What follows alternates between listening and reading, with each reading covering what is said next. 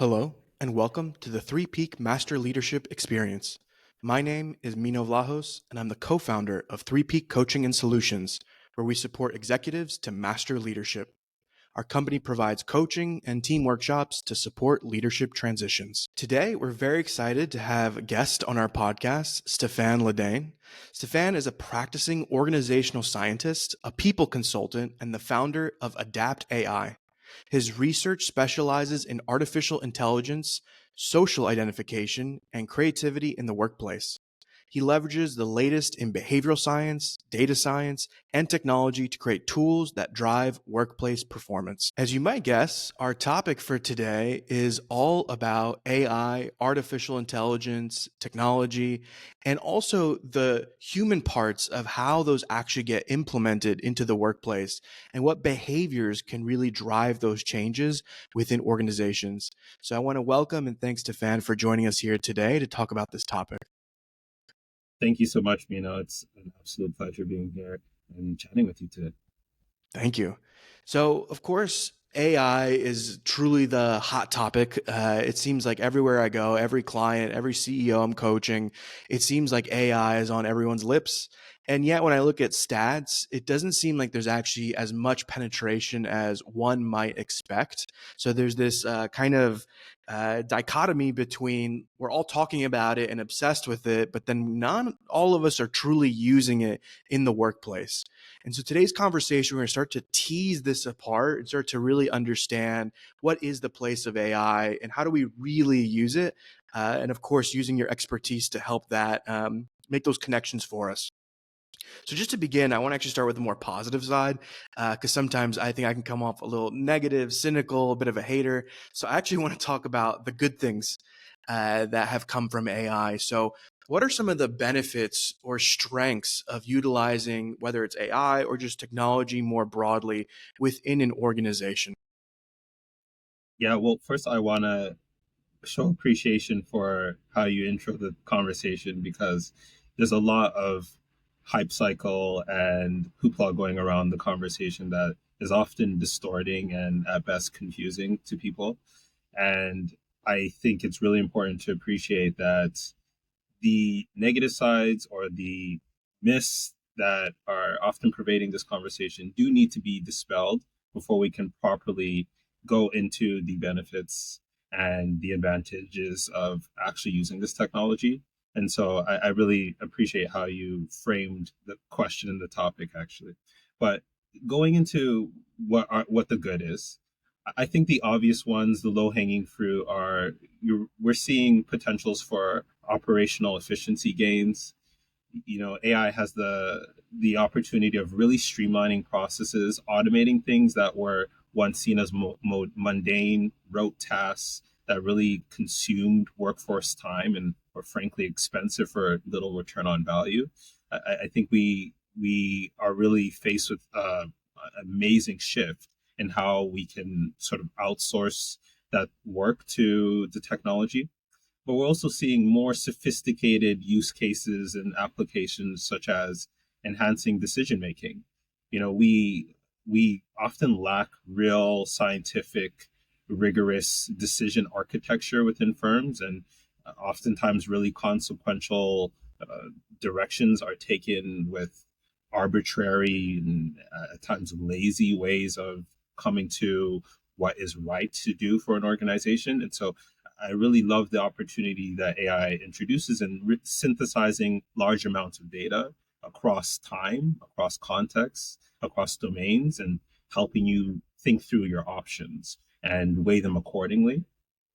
And another really cool case is how we're being able to interact with people a little bit more thoughtfully. We're seeing it applied in things like customer service experiences. We're seeing a lot of AI chatbots emerge. We all know the automated voice message on the end of the phone, which honestly can feel a little bit disengaging, disenchanting, and inhuman and impersonal. But what it allows for is us to actually engage and interact with businesses that simply can't handle the influx of customer service inquiries. And so you're sort of able to streamline the process of connecting to the business and maybe a live person on the end of the phone.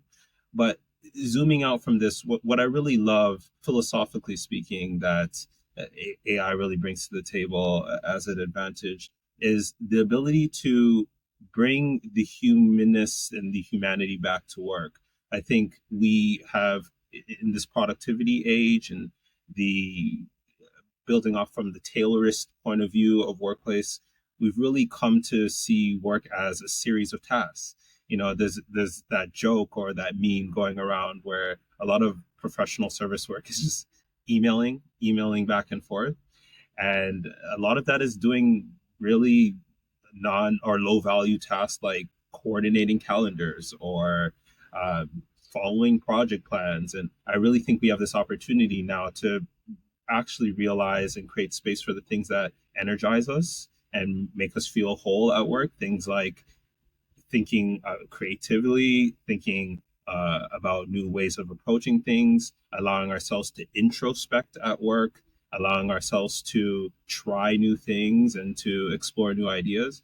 But the most important of all, I think, is the opportunity to bridge connection, to create community, to create identity at work, which again becomes secondary or periphery to the central work of just getting tasks done. And so I really like that there's a potential, an opening for us to reconnect and re-engage with each other and think that work is actually, or the workplace at the end of the day is a institution of people being able to connect over some sort of contribution to society. And so I think we might see shades of that as we continue to evolve our application of the technology.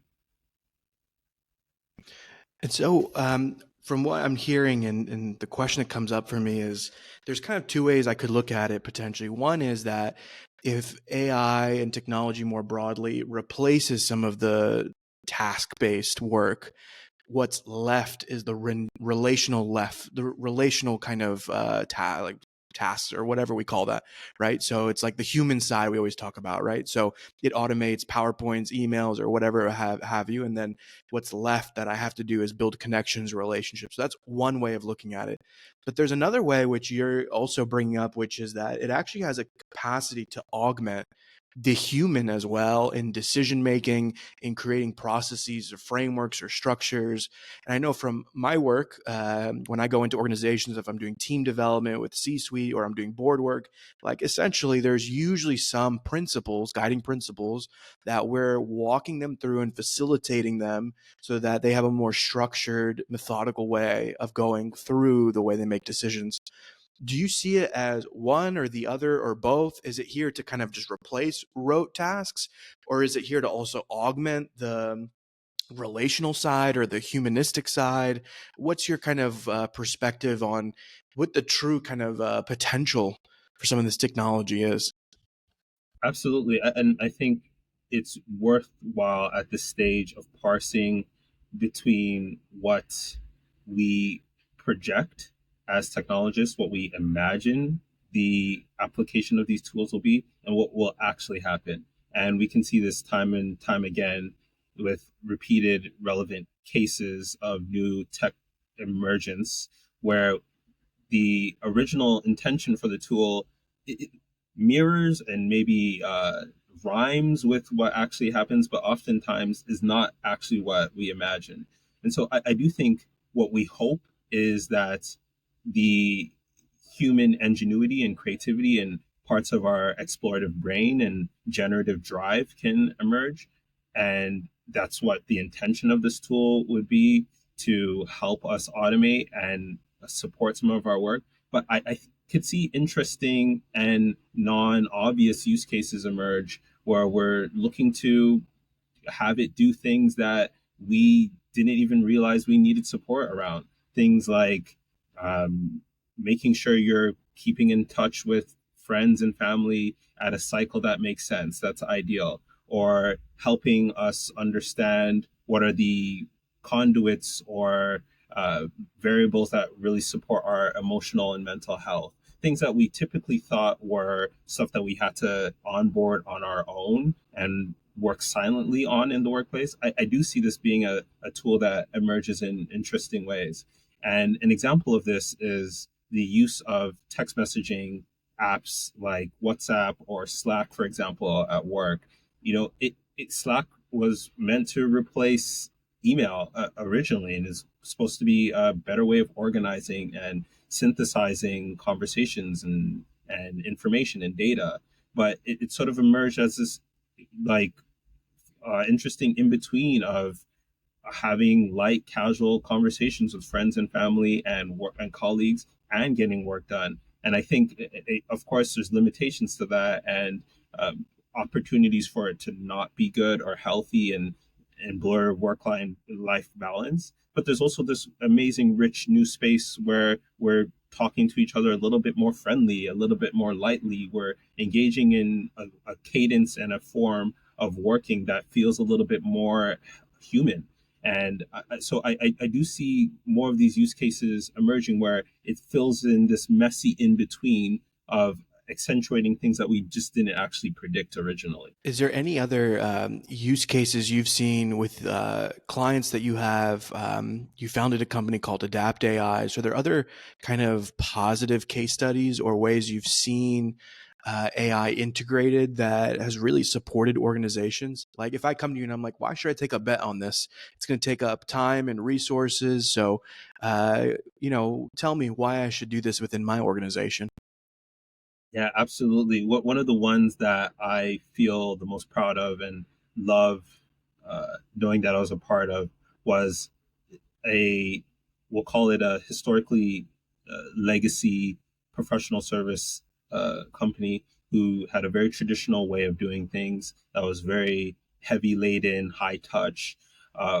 Sort of realized that it has this long history of data, decades long of data, of information that could really be turned into really useful insight for clients.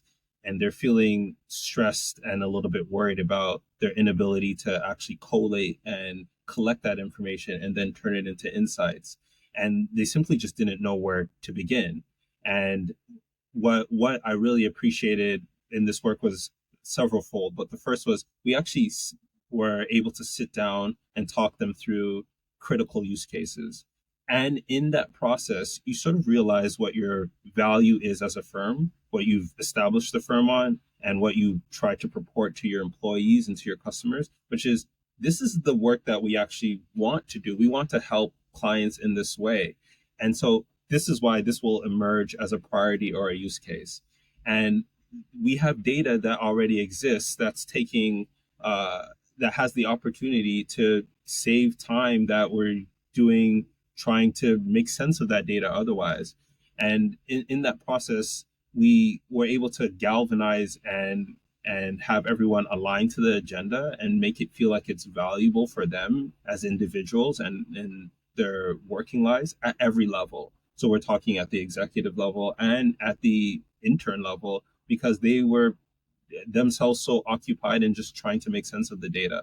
And so the technical work that we actually did was, and I'll uh, regret using overly technical terms here, but we created data lakes and centralized data systems that they could then pull from and have a dashboard of and extract meaningful and useful conversations is what I like calling them for clients instead of just these random data points that otherwise have no rooting in the working styles.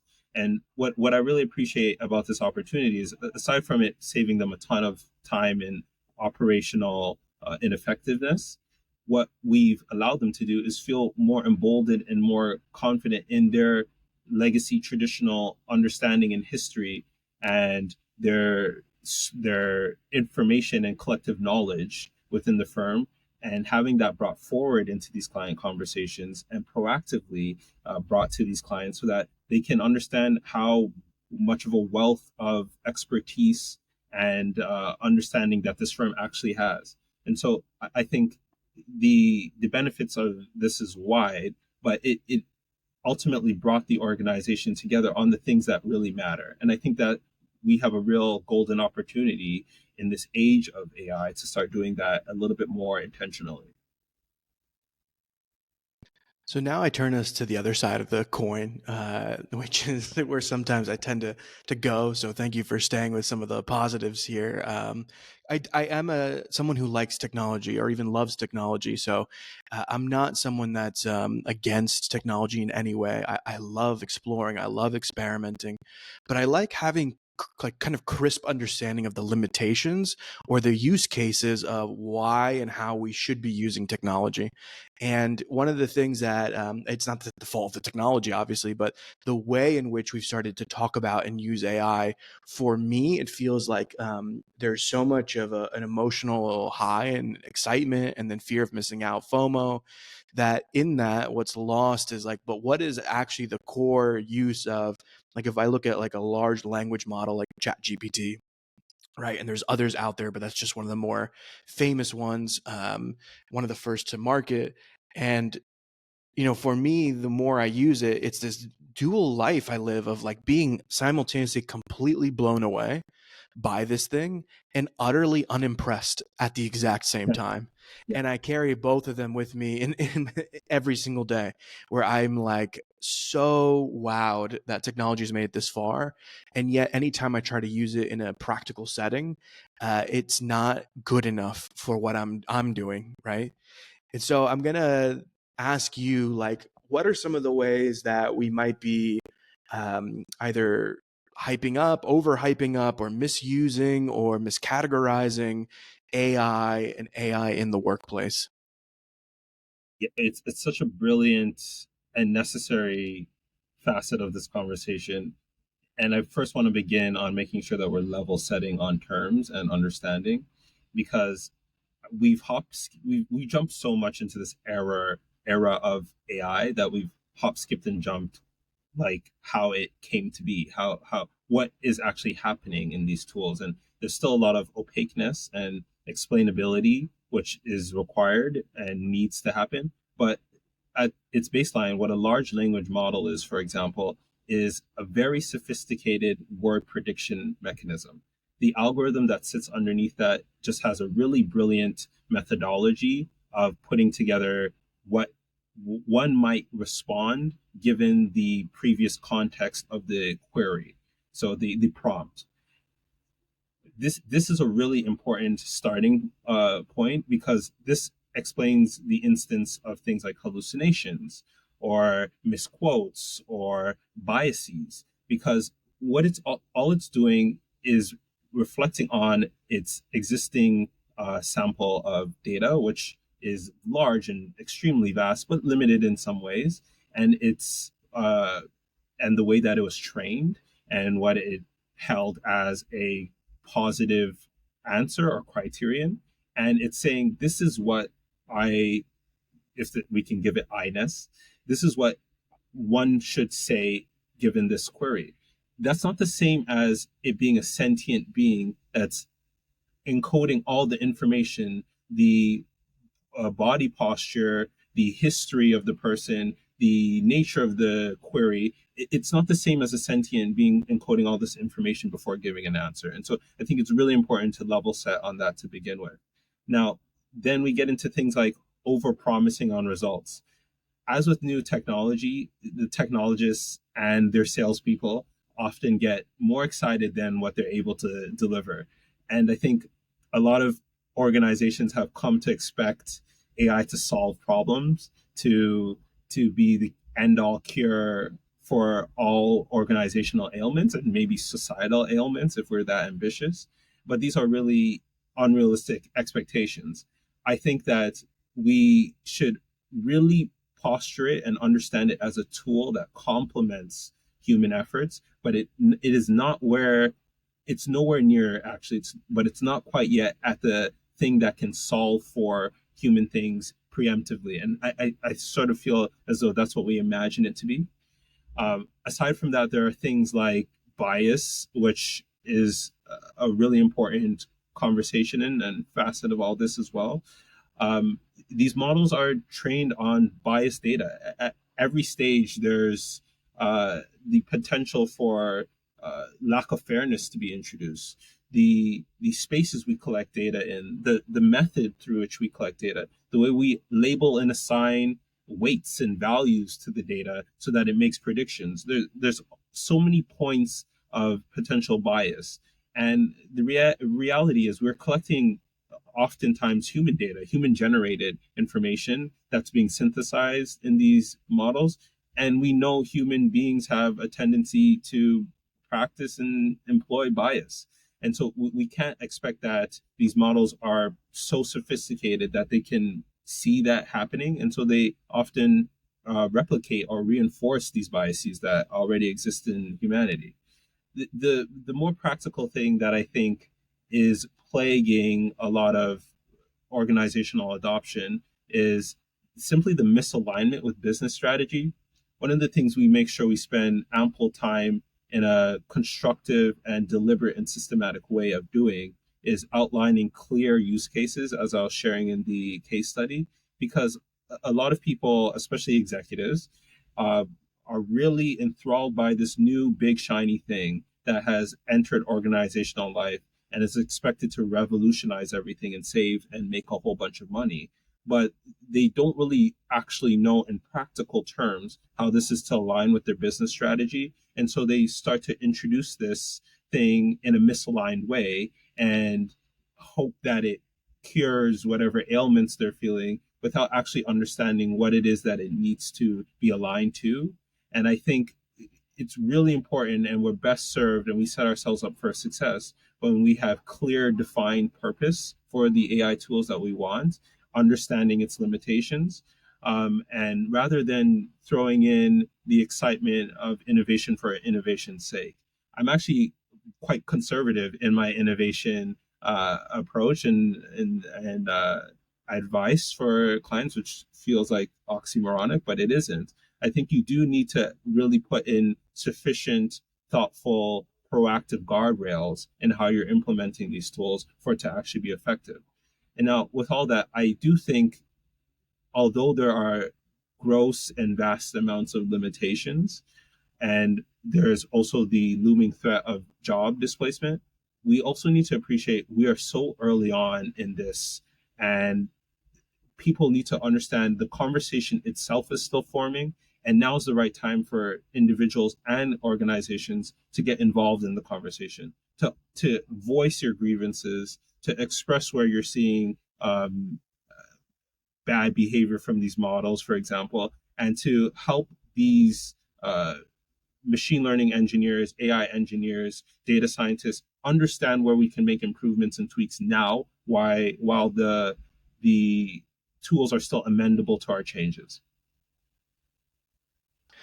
I'm going to throw like a series of kind of observations I've had using particularly more ChatGPT, and I'm going to just kind of freewheel and then would love just anything that comes up for you. But a few things I've observed is one, this is just my position. I'm not saying in any way I'm correct, but this is just my opinion. But when I've studied and there's people who've researched like large technological changes in society, one thing we find is that typically when something new comes out, I think you've touched a bit on this at moments, is we don't really know how to really use it.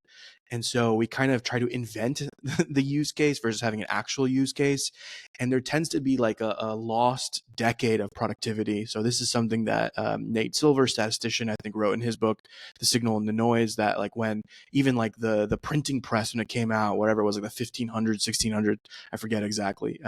There's like a decade where it's like we don't really know what to do with this. Or when personal computing started to come out around the 70s and 80s, we don't really know how to use this.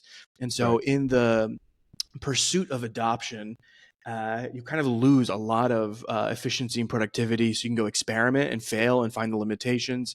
The irony, though, is you actually do need that period, because if you don't have that, then you don't know how eventually to change it, to adapt it, and to eventually put it into your company in a way that makes sense. So we paradoxically, I think, almost need to allow for that creativity and that experimentation and that failure and that, like, overstretching it and like, no, it's not really for that, it is for this. Because I think from that, like, we might eventually actually Slack might be a good analogy. We find out what it really could be used for, which we might not really intend for. because I know like when I use it for when I do little experiments here and there, like for instance, like when I coach executives, CEOs, and one of the things that I've done is I've asked ChatGPT to coach me. And like day one of coaching training, what you're like asked to learn is how to ask quote unquote powerful questions, which is open ended questions. You always ask what or how questions. And ChatGPT, when it coaches me, it always asks, and those are, if you think about it, very, they open up your choices, they open up your thinking. They're very open ended questions, right? To brainstorm, divergent thinking. Every time I ask ChatGPT, it asks me yes or no questions. So it's very narrowing, right? It's a binary. It's either you're going in one direction or the other direction. And sometimes it's a false dichotomy. It's a false binary it presents to you. But okay, you could say like we can reprogram that, right? Like that's not that hard to tell it to go from asking these very binary questions to the more open-ended questions. But one thing that I am interested to see is one of the greatest gifts we have in coaching, or if you think about even going further into like therapeutic services, is our intuition, where there are things that just come that are so nonlinear and so out of the box and so out there. But those are the things that I think really support our clients to make breakthroughs. Um, and so I'm seeing this as there's a tool. It can be helpful, but also it's like, where does it really fit? What is its place? And we don't really quite know yet. And so, since you're already kind of working with actual clients and you're really supporting adaptation and adoption of AI, like where do you see it fitting? Like, and I'm not saying that this is the answer for all answers, but in your current, to the top of your knowledge right now, your current position, like where do you see this thing like sitting or supporting with? What is it good at? Yeah, I think that's a brilliant question. And the question that we try to tease out when we're working and speaking to executives or sponsors of our work, it's like, what is the actual best case scenario? What does good look like? Where are we actually going to extract ROI if we were to use these tools? And in that, we never really land at a complete, clear, succinct answer, but we begin on the journey of being more thoughtful and efficient and intentional with our approach. And what I will say is, what I'm experiencing is most people actually just need to, they really just don't want to do things that feel soul sucking. That's the only way I can say it. The number one use case is, I don't want to feel like I am a machine or a cog in the wheel at work.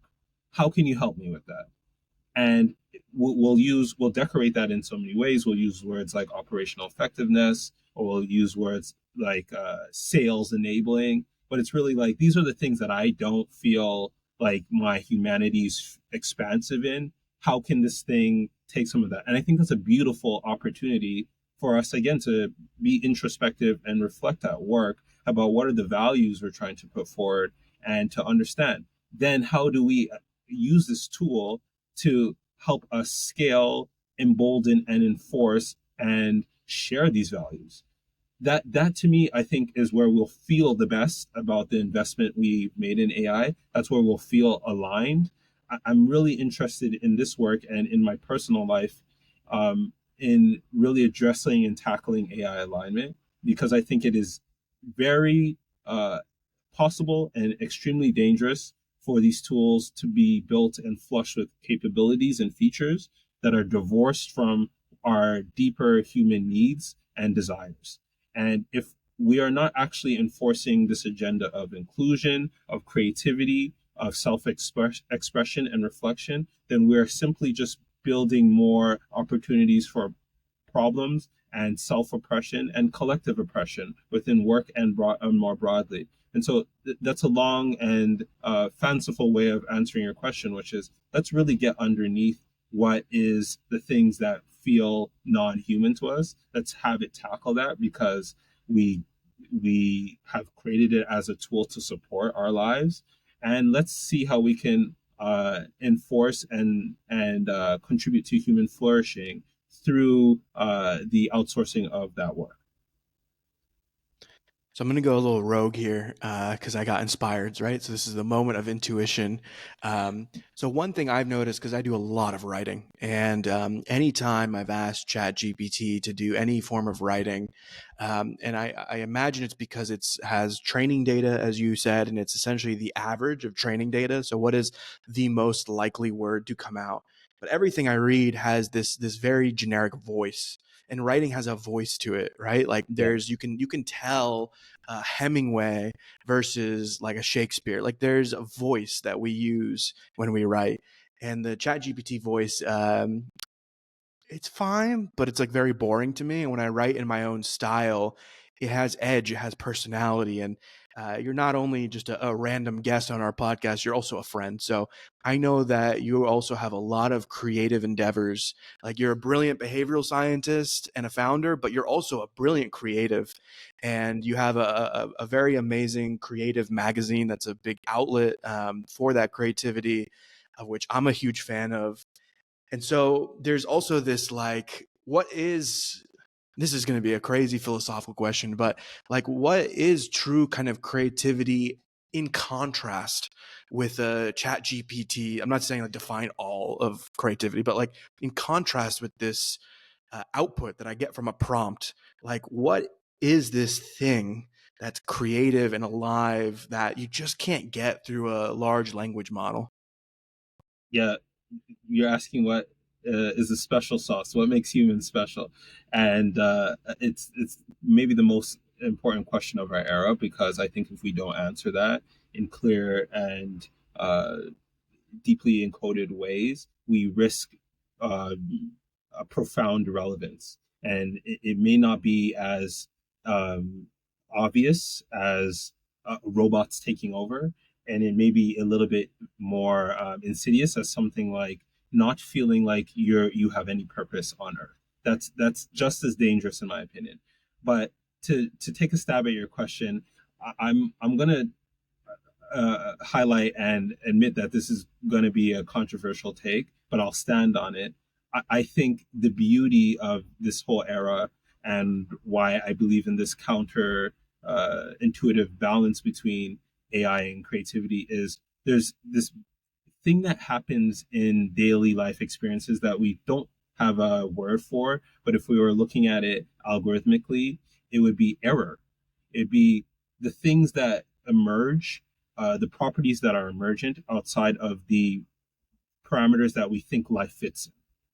And I think that manifests in beautiful writing, it manifests in beautiful music, it manifests in creative moments and good conversations. It's I can predict what you're going to say and do to a certain degree, but it's the 20% maybe that I don't know that's coming that feels like life. And where I think AI will be limited, at least for now, at least for the foreseeable future, is it simply cannot bake error into its prediction models, because that's a little bit of an oxymoron ideologically. It's how do you predict error? If you could predict it, it's not error. And I think this is what we're missing actually as a research area and domain, which is let's actually not throw away the bit that these tools can't predict. Let's actually look at that and understand that and sit with that and wonder what it is. I'll give you an example of where this might appear in a creative piece of work. If you were to ask people who are the top uh, best, most technical singers in the world, you'd have an answer for that. I know someone like you who has a refined palate has an answer for that. Now, if you were to ask the same people who are the best, who are your favorite singers, I can, with a high degree of confidence, believe that those won't be the same list. Okay, so let's double click into that. Why might that be? And I think something that they might touch on or try to articulate is something about the my favorite singers touch notes that feel resonant in me. It's not the best notes. It's not the perfect notes. It's not the notes that feel the most refined or technically astute. It's the notes that touch something in me. That's error. That's something that's incredibly hard to put into a framework with parameters. And I think we are in the time now where our models are so sophisticated, they have millions of parameters, but there's still, again, a percentage of variance that isn't accounted for that I think uh, really points to the richness of life. That's such a beautiful answer, and I'm going to take that one with me for my personal reflections. So, thank you for satiating that probably selfish question I asked, and you gave such a profound, beautiful answer. And it reminded me of, I think it's Good Will Hunting, when Robin Williams' character is talking about his wife, and I think he talks about all the little kind of like quirky things that are so unique. And then when ChatGPT, I keep using that as an example just because it's what I use. I know there are other models out there. This is not a plug or ad for ChatGPT. But when it does it, then it's a hallucination, and then I'm pretty angry because I can't trust that it's telling me. But when a human does it, we can find it endearing. So Yeah, it's a pretty good answer there. yeah, yeah, yeah, yeah, So we've talked a lot about the technology and of course in relation to the human, but now we're going to really talk about the human side of things. And now we're going to go into like, okay, this is a tool, there's a use for it, there's a place for it, it can support us. Now we're going to talk about organizations. And you're such a brilliant behavioral scientist and consultant, and I know you've worked with a lot of executives. So now we're going to talk about the human part of like how to implement this, adopt this, and we're going to start with the roadblocks. Everything I've seen, studies so far show that there is not that much actual adoption. It's only happens, again, this is a very general statement, but all the studies I've seen is that it's more individualistic. So someone is more kind of interested versus like it's a big corporate initiative. It's like some people are using it here and there, if I generalize, because they are early adopters. But let's talk about organizations. What are some of the blockers that you think are kind of stopping or hindering these organizations from either taking a realistic look about how to implement this, or even if they're trying, it kind of stops them from doing it properly? yeah. I think at the highest level, most things or all things fall under a simple lack of change management.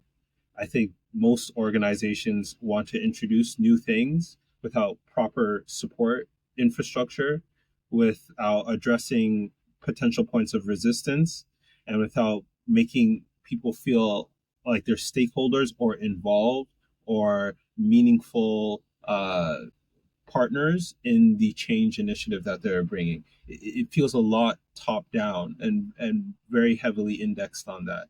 And with that comes things like cultural resistance. And I think a lot of natural resistance will come, especially in the era of AI, where the looming threat of job displacement is very present and real.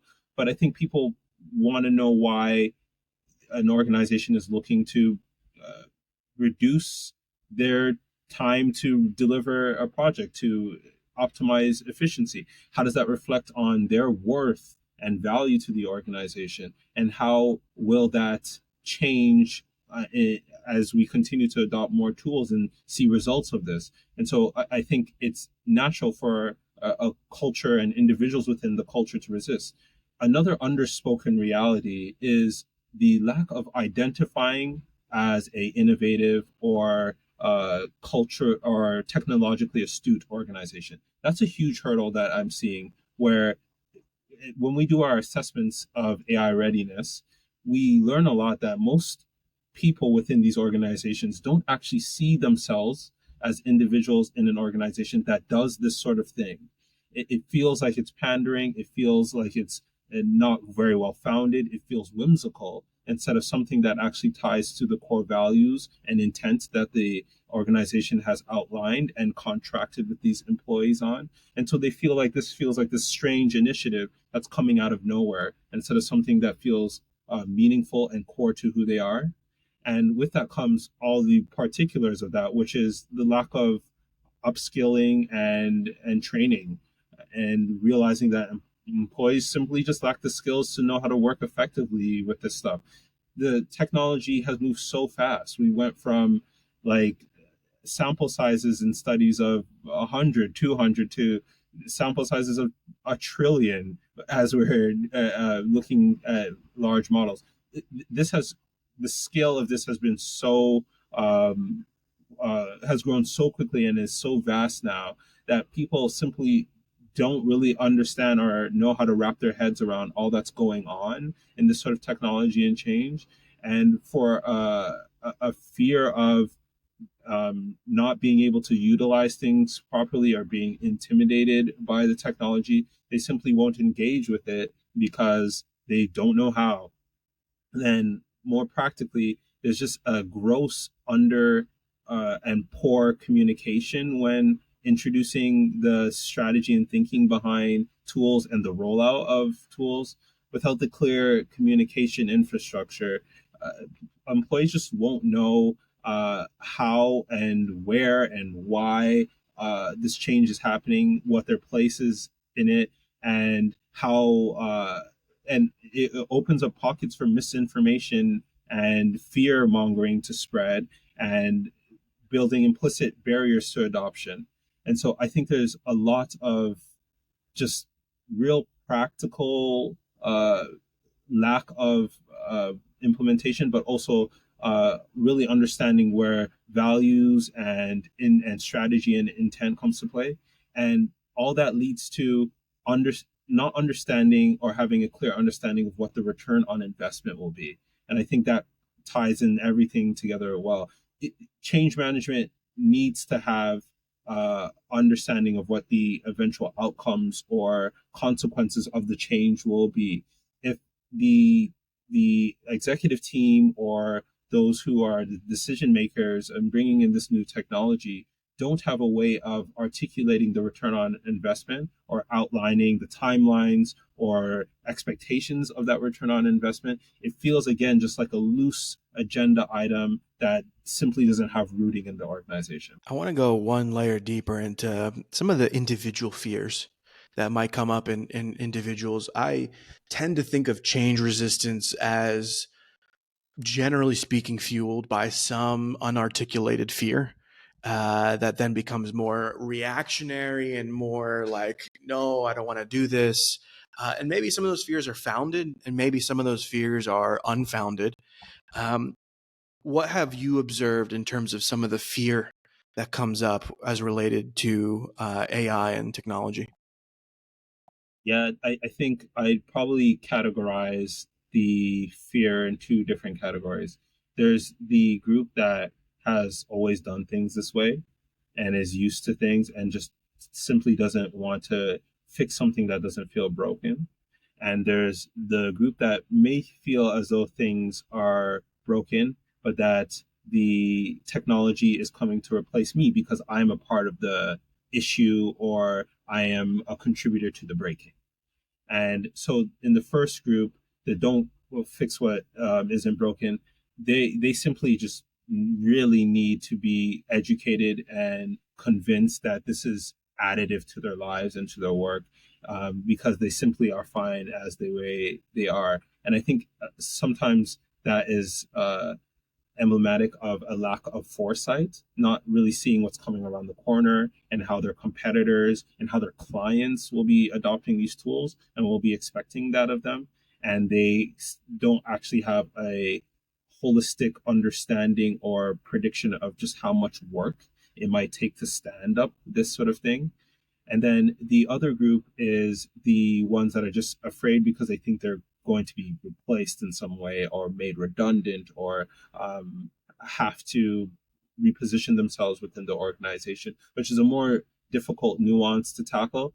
That is best served in emboldening them to realize how day to day this new introduction of the tool or the technology can actually enhance and support and help their workflows and their ways of working and make them actually more relevant, more useful, more integral to the business operations. And again, I think that has to do with very thoughtful, intentional, and science-based change management.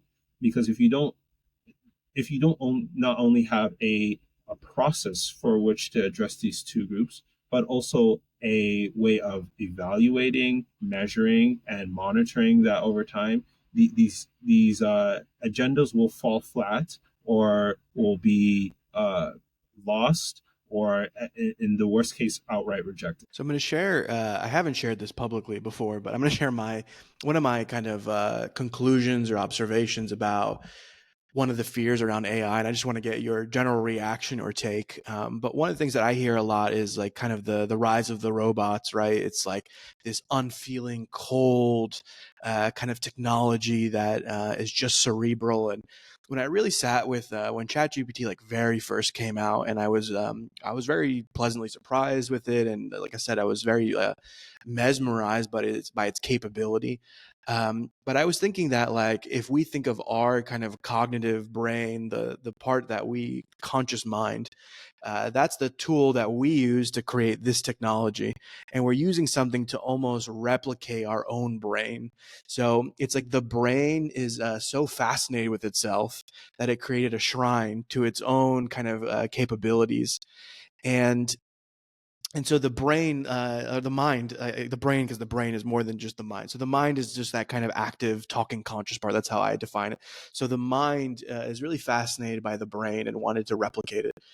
And in that kind of process, when people were like, "Okay, there's a mind out there that's thinking, but it's not feeling," and that's very scary.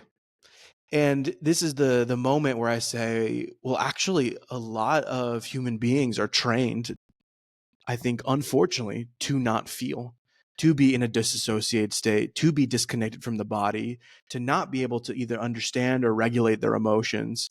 I think we already have the very thing that we're afraid of, which is the disconnected mind, that it's not embodied, it's not in the emotional intelligence, it's not in the kind of communal feeling space.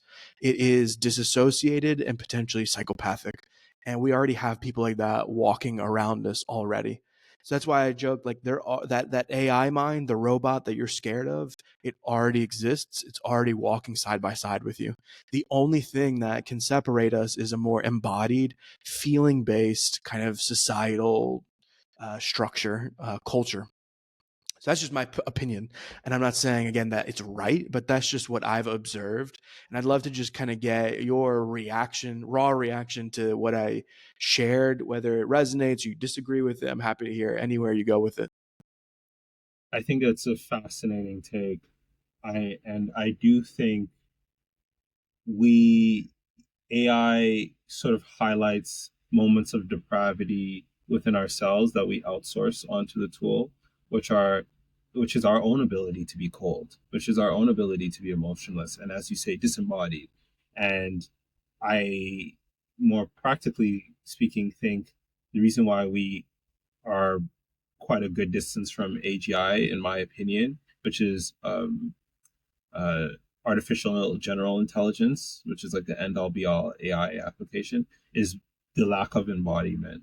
An example I constantly reflect on is the failures of our ability to have autonomous vehicles. A 17-year-old can learn how to drive in 2 weeks.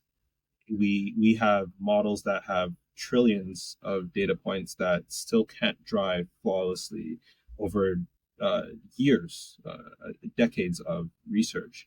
And I think there's something about the embodied experience and its ability to converge intelligence and analytical thinking and sensory intuitive experiences as well, and knows how to prioritize and weight those accordingly in real time and very fast. I think something really important about that is core to our ability to exist and function properly as individuals in broader society. But I want to go back to your original point, which I think is brilliant and really useful to how we move forward with AI, is just thinking about and understanding what it actually means to have a mind and to have a thinking brain, and what and how it has the ability to reflect on itself.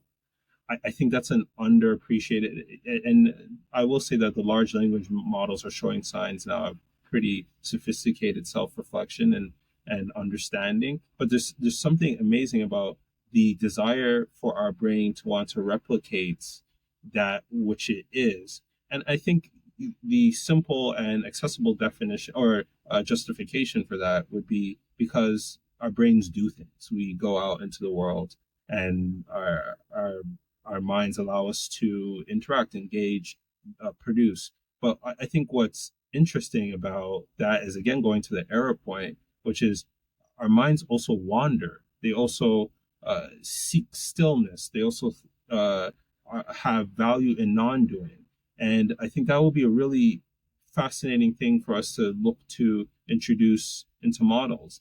And it's why I don't like personifying my AI tools at all. I think it's strange that we want to give it pronouns and personalize it and speak gently to it. I think that's more of a reflection on how we want to be treated, but it removes us from appreciating the fact that these are tools. These are tools without sentience. They do replicate thinking processes, but they don't have the holistic embodied experience that we do have, where although we could be reasoning ourselves through a situation, there's so much other information and data that is inputted before we actually make a decision. And so I really, really love that that's your point of view. And I really can see how that framing could help leaders understand what is the role of leadership and what is the role of human leadership, and how that might apply to dealing with a workforce that is going through the adoption of AI.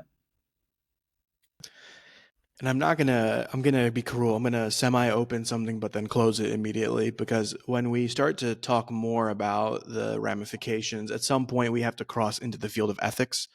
And ethics is essentially philosophy. And there is a point where I remember this was years ago. I heard like a thought experiment about when cars learn how to self-drive. What happens if like a kid runs in front of the car?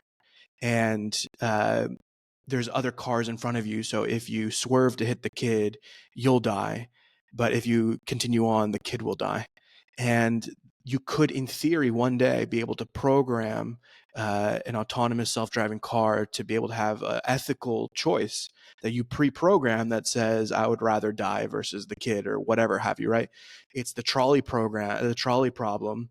That's like the classic day one of philosophy class, which is the train is running, and if you let it run, it hits 5 people. But if you pull the lever, it'll only kill 1 person, but you have to pull the lever. And there's variations of that trolley problem where, like, imagine there's 5 people on the track that could die. Or if you push someone in front and you know that 1 person is enough to stop the train, would you physically push someone in front of the train? And whereas some of us would say, okay, 5 versus 1 with the lever, I can rationalize pulling a lever. There's something about the viscerality of pushing another human being, even though it would save the 5, that almost all people would say, I would have a tough time with that, even though it's the exact same mathematical equation. So math does not, and you kind of the utilitarianism does not fully encapsulate everything that we think and feel are encoded for. So these ethical conundrums and how like we would choose to structure our society and code AI programs that will need to make decisions is a very vast field. We cannot open it on this podcast, and I don't know that I'm even qualified to open it on this podcast, but this is where we have some serious reflection to do, to figure out like what are our values and what is our philosophy, and all of a sudden these things become important for us to really consider. I'll just quickly comment on that because I think it's really important, and we honestly would probably be remiss if we didn't even touch on it lightly.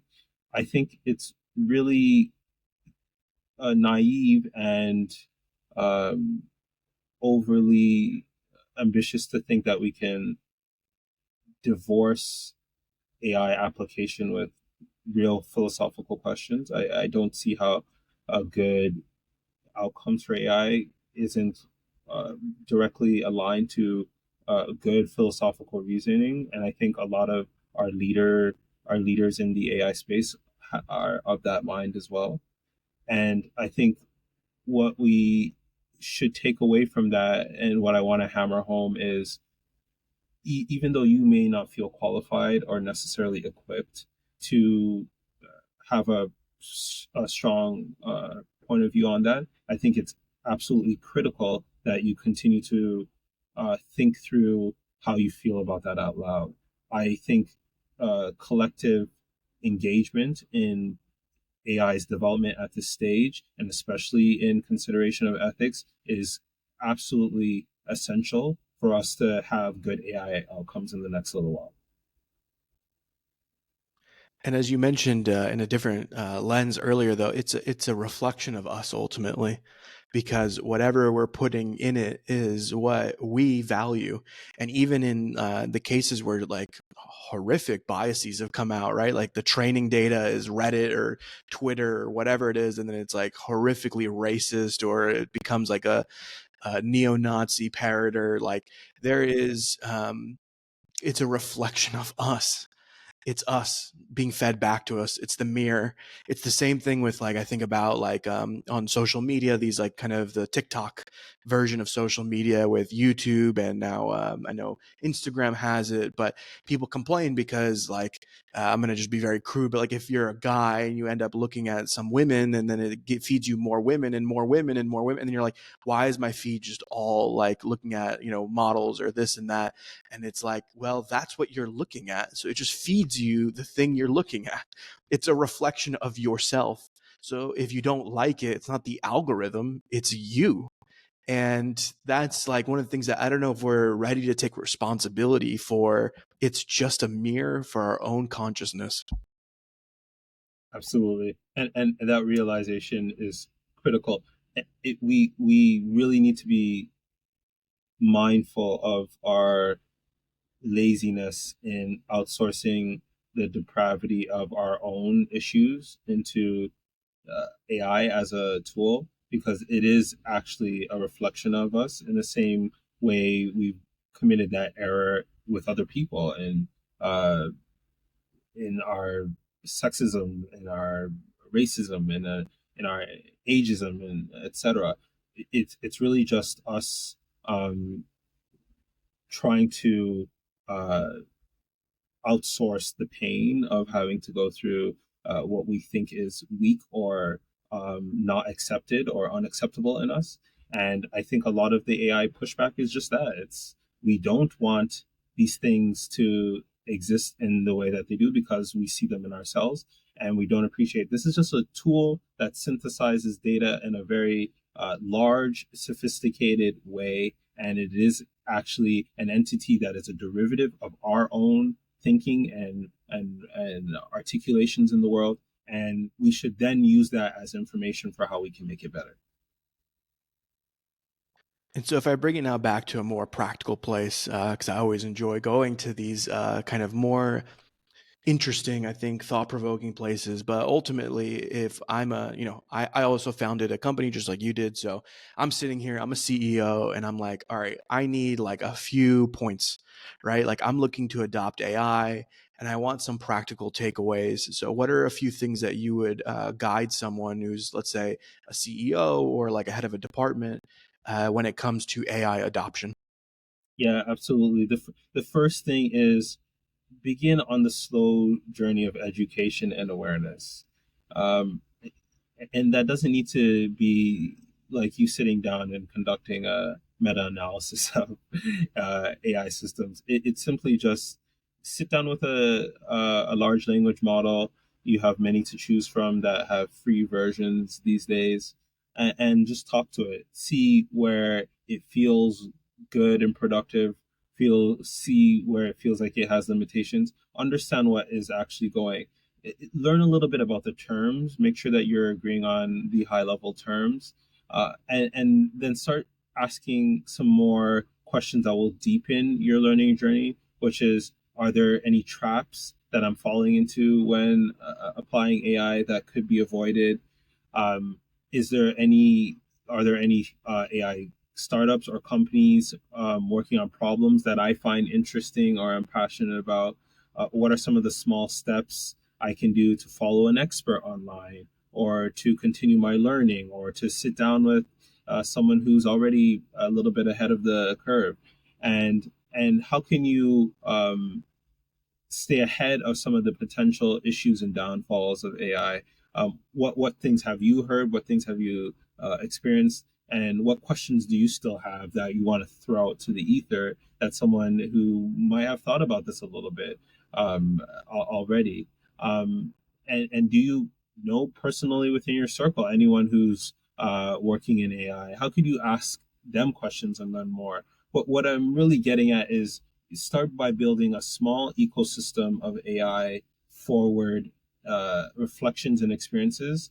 And then with that, concurrently do the practice of playing with AI. I think when you spend a little bit of time, you start to realize that it is actually just a novel technological tool that can be additive to our lives if we actually get to know it a little bit more. And we also need to get ahead and on top of the ethics and implications of using these tools. And then, of course, you can do things like listen to this podcast and get more technical understanding and help. But I'd say treat it like any other revolution, especially technological revolution. Treat it like what it was like when you first started using a cell phone or started using the internet, and appreciate that the parallels will be the same. It's going to feel uncomfortable and confusing and overly academic at first, and then you sort of feel comfortable with it and understand it, and then eventually you evolve the maturity to know where it could be problematic. But bear this in mind and treat this as an opportunity for a clear learning journey. Seek coaching through that. Seek questions or build questions for your coach to see how you're changing through the implementation of this. But all that is just to say, start building this cultural ecosystem of AI enablement in your life. And so I'm the founder of a company. It's not hypothetical; it's true. But now let's say hypothetically, I'm interested in adopting AI. But everything you said sounds like a whole lot of work. And I know you're the founder of a consulting company called AdaptAI. So, in what ways does your company support someone like me when it comes to AI adoption? Yeah, this is where you can actually outsource all the hard stuff and give it to us. So we take you through a very concise, evidence-based scientific journey of starting from zero and getting you to on your way to actually leveraging the value of AI. We start with just doing a simple, quick assessment, an online assessment of understanding your organizational AI readiness. From there, we understand the landscape a bit better and outline some use cases for you. Then we start thinking about where are there areas and existing tools that we can leverage to help you on this journey of adoption. What are some case studies or best practice examples to get you there? Then we start thinking about what are the ways in which we can actually implement this at scale. That's probably the meat of our journey that we take with clients, which is, do we need to think about buying or build strategy? Do we need to work with partners who have already built tools that will solve the needs that you have present, that will synchronize smoothly? Or do we want to build that internally? We have a tech team at Adapt AI that can help you with your data housing and infrastructure and understanding and insights gathering. And then throughout the final portions of our engagements with you, which I think are the most part, we really think about what the data shows about where you're at on your progress. How have you actually seen ROI? Where are you seeing ROI? Where's the most momentum? Where are there areas that we need to refine and improve our model and processes? And most importantly, how can you report that to your team, to your executives, to your board, and to your people, to the people that you're working with? How can you show them how you're tracking with this AI initiative, how we're actually creating value for the business, and how their individual contributions matter to that? And so we take all of that, we do the project management of it, but we basically hold your hand through this very confusing, winding process of starting to leverage this tool.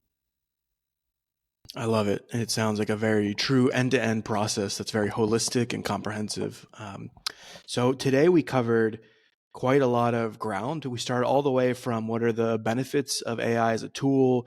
What are some of the hindrances or fears that pop up? We moved to the more behavioral realm and talked about what are some of the sticking points, or why isn't AI adopted once an organization tries to go on that journey? We talked about some of the more philosophical aspects, the ethical aspects, and then really landed on some of the practical tools, tips, implementation that folks can use on their journey, whether it's a self-guided journey where they create their own ecosystem, or it's through outsourcing, which is what I would vote for, because I love technology, but everything you said, just as a founder, I'm like, that's a lot of work. I would really need someone to help me with that because I got a business to run. So how AdaptAI can really be a really beneficial partner in that journey for you. And so as we think about everything we've discussed today, what are your final thoughts for this podcast episode as we wrap up? What would you like to leave us with today? Yeah, I actually would love to take a moment to show appreciation for what you're doing here, because I think it's actually critical in the overall work of proper partnering with AI, which is, let's create space for dialogue. Let's allow ourselves to be honest about the points of insecurity, fear, uh, trepidation, places where we don't think we're actually getting value, but also let's be honest and share wins and places where we are actually adding meaningful use cases and understanding and value through AI. And let's realize that we are all on this journey together, and that no one is a understand are an expert on all facets of this. Some people know data best, some people know technology best, some people know the people cost of all this best. And let's gather and exchange information as a community. And I think for you, Mino, and the Three Peak group, just being a supportive coach through this strange and nerve-wracking time is absolutely critical. Like, we are actually, for the first time, faced with a frontier of potentially fundamentally disrupting the way we exist and work. And that for a leader or for someone entering the workforce is a lot to bear. And I think having just an objective, supportive presence in your professional life at this point is very useful and very critical. And so I really love the space that you're creating, and I hope we can continue to emulate that in our own as well. And what I'll leave us with is that many times we talk about leadership, we talk about relationships. I've said many times on this podcast and just generally with clients that I really believe that leadership is a social process. It's neither a role nor an innate ability, but it's something that happens between two people. And tools are an important part of leadership. How we relate with our tools is an important input and output to what we do in our jobs every single day. And so we cannot neglect the relationship we have with the tools available to us. And that you can look throughout history, how we relate to tools as humans is the difference sometimes between healthy, harmonic kind of cultures and war. We can use the same tool in two different ways. You can use an axe to split wood or to attack a person. So the relationship with tools is vital. And so we need to explore it. We need to understand how leadership interacts with the way that we have technology in our day to day. So any talk of leadership, which is what we focus on, but without the relationship to the tool, isn't incomplete. And so I'm very happy that you're able to join us today so we could talk about one of the most probably revolutionary tools that is coming into our ecosystems and consciousness, because we need to understand how we're going to integrate this and use it for hopefully the benefit of ourselves, our organizations, our societies, and not to the detriment. And so, with that, I'm going to conclude the podcast for today. And thank you so much, everyone, for listening. We hope to see you again soon.